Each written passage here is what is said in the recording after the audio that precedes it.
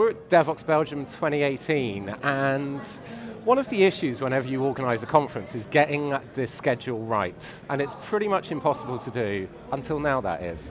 So I'm joined by Geofrrey and Peter. Hello. Welcome. Thanks for joining us. So you've solved scheduling for Devoxx. Yes. By creating some automated tools. Yes. Tell us a bit more about them. Yeah.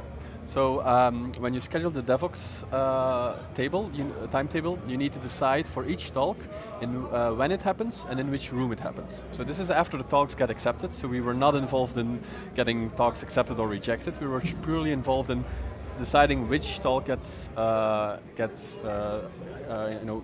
presented when and where, right?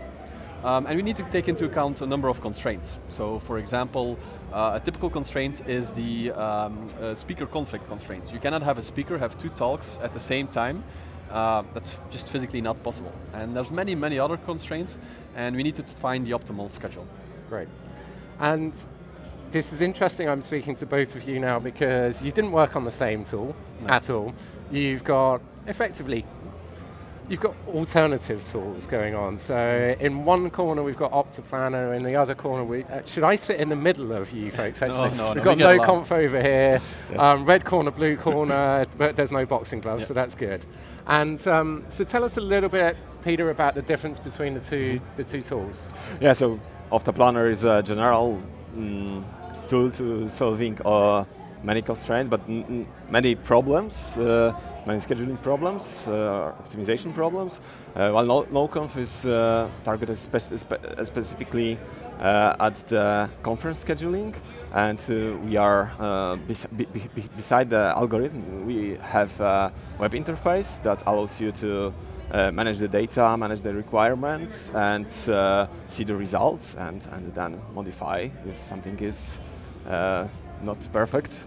And we are trying to build the services around the product that we are building, so yeah, this is what basically NoConf is. So a conference organizer would come to you and say, right, okay, I want an optimum schedule, and that schedule has many elements. You've mentioned a constraint with regards to speaker clash. I'm guessing also that there are elements around popularity, yes. and being able to predict to some extent in advance who the kind of rock star speakers are and putting them in certain rooms, as well as making sure that you don't have content clashes. So on an easy level, I guess a constraint would have been making sure there aren't two cloud talks in the same time slot, for instance. Yeah, yeah. But then, So you have both track conflicts and content conflicts. So track conflicts is, for example, you have two cloud talks at the same time. A content conflict is, for example, you have two Docker talks at the same time, or two Kubernetes talks at the same time, or two VMware talks at the same time. Right? What you need to do is you need to make sure that, first of all, you don't have those two Docker talks at the same time. And that's more important than having not two cloud talks at the same time for the attendees. Sure. Definitely. So when you were training your models, what were the biggest challenges that you faced? Yeah, so we initially started with the project on a conference that we both with my co-founder were, and see that there's so many talks that I would go as an attendee, but I can't because they are at the same time. So this was the first constraint that founded NoConf, and the name originates from that, no conflicts for the conferences. And yeah, we then trying to sell that feature for a few conferences, but it didn't happen. And then we started, we were trying to sell it to Stefan for the Devoxx, and it turned out that there is a competition for us. There's OptiPlanner, which are doing the same problem, and yeah, we were invited to do the joint talk and to schedule, to cooperate and compete to deliver the best schedule for the Devoxx. Yeah. So we had done, with OptiPlanner, we had done Red Hat Summit before, and we thought it was going to be easy because we did a big conference before, but then we talked to Stefan and all these extra constraints came in, and it was interesting to implement those and then to try to get those right. Yeah, absolutely. Having looked at some of the stuff that you both did, the constraint levels were incredible in my eyes anyway. Yeah. So we talked a bit about the challenges that you faced. Did you find in building these tools, have you found any surprises that you just didn't expect to be in there? The biggest one I saw was the crowd control one. So I would expect that you don't want to have two Rockstar speakers speaking at the same time, because attendees want to view those Rockstar speakers. So you want to make sure that they don't conflict against each other. It's actually the opposite. Why? Because the rooms are limited, and when you have an 850 seat room and you have 2,000 people wanted to get in that room, you have a health and safety issue as an organizer.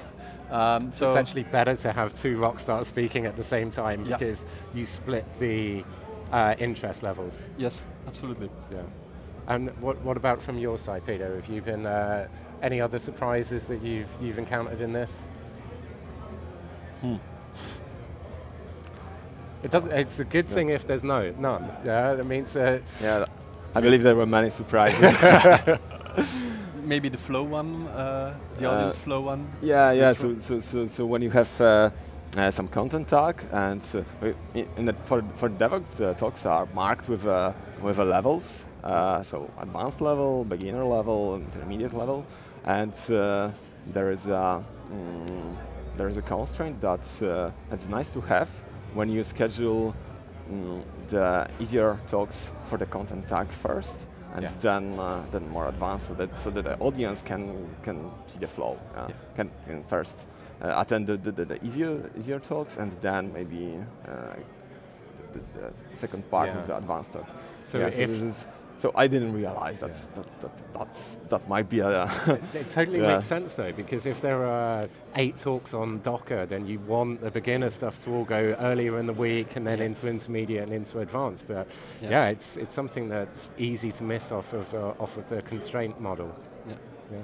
So it's interesting seeing the dynamic between you, because I know you've been working on these separate projects, but you've been talking a lot as well, because the way that it's worked this week is, I believe Stefan has scheduled part of the week using Optiplanner and part of the week using NoConf. Yes. And I guess the proof's going to be in the pudding in terms of what we see going forwards. But also, it seems that you've been talking quite a lot during the whole process as well, and it's not a competition like this, it's a collaboration as well. Yeah, it's both a little bit, right? We were always trying to get a better schedule than the other party, and then we come up with a schedule and the other party looks at it and it verifies and says, no, you're breaking this constraint there and that hard constraint there. So you always have this battle going on. So have you been pointing out the errors in his code, and he's been pointing out the errors in yours? Is that not the code, but the results? The results. Yeah. So the interesting part is that in September, when we were publishing the schedule, we have some of the computed version of the schedule. But since then, we improved our algorithms so much that now we could deliver even better schedule. So that might be useful for other conferences or for the next year of Devoxx. Yeah, but that's a constant iteration. That's a great thing. If Stefan published the schedule for Devoxx Belgium a month ago and it's already better via your tool, and you could deliver something new, then that's only a great thing for other Devoxx or other conference events, that you're constantly learning and iterating. Yeah, so I think that this competition turned out to be really beneficial for both of us. Perfect stuff. One of us came up with a good solution on Monday, for example. He came up with a good solution on Monday, better than mine. Oh, I had to improve that on Wednesday. He came up with a better one, he had to improve that on Friday. And then you come up with it's good for next year. It's good to see. I thank you so much for joining us. I know you've got a session where you're actually going to delve into the tech and how you build it, both projects, on Thursday this week, which people will be able to watch on YouTube post-event as well as live this year.